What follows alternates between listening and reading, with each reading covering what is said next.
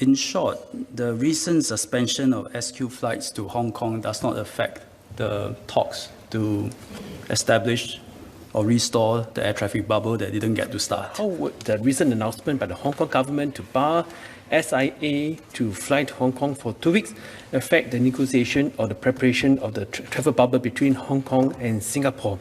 And two, will the minister review which are the countries that we are negotiating and preparing for travel bubbles over the next few months?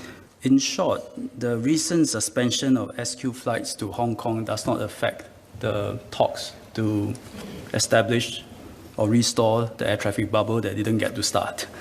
The reason is this: Hong Kong civil aviation authorities, they set in place very transparent criteria of airlines. Once you breach some of the criteria, you get suspended for 14 days. So they have suspended 23 times before this latest incident where SQ got suspended for 2 weeks.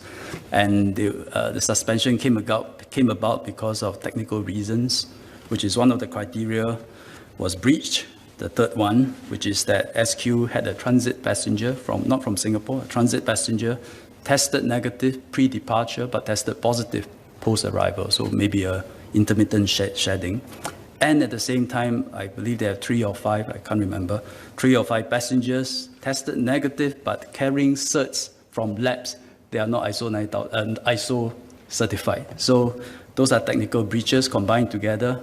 The Hong Kong Aviation authorities enforce this very strictly, so it triggered the suspension. Any travel bubble will not carry transit passengers. The travel bubble operates on the basis that the flights traveling within the bubble carries only what we call OD, origin destination passengers. So actually transit passengers outside of the bubble, so it wouldn't affect. And we continue to want to work with Hong Kong to restore this travel bubble. As for how many countries we are speaking to, there are many. But let me differentiate this. I actually don't quite like the term vaccination passports. It gives you the impression like we carry a passport, we can go anywhere, It doesn't work like that. I think what happened is every healthcare authority, after vaccination, issue a vaccination certificate that has to be verifiable, tamper-proof. And then we talk to other regions and authorities to mutually recognize our certificates. If we mutually, and that is the part where we are talking to many partners, because it's good to mutually recognize our certificates. And in Singapore, we have a very strong certification system run by MOH. Verifiable, notarized, you can see how secure they are.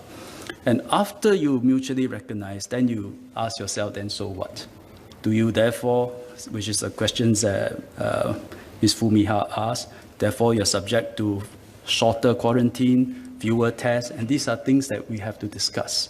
And I think the first criteria when we discuss is that how safe is this region?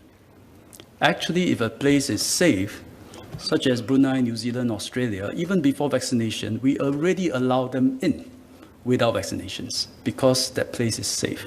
So that is the first and foremost criteria. Is the place safe? And if it's moderately safe, then we can talk about with vaccinations, how far do we lower the risk and what other relaxation can we accord? So these are all under discussions and considerations. From time to time, you will see public statements being made, but actually behind the scenes, a lot of work is going on. And when there are significant progress and significant things to announce, we will do so and inform the public.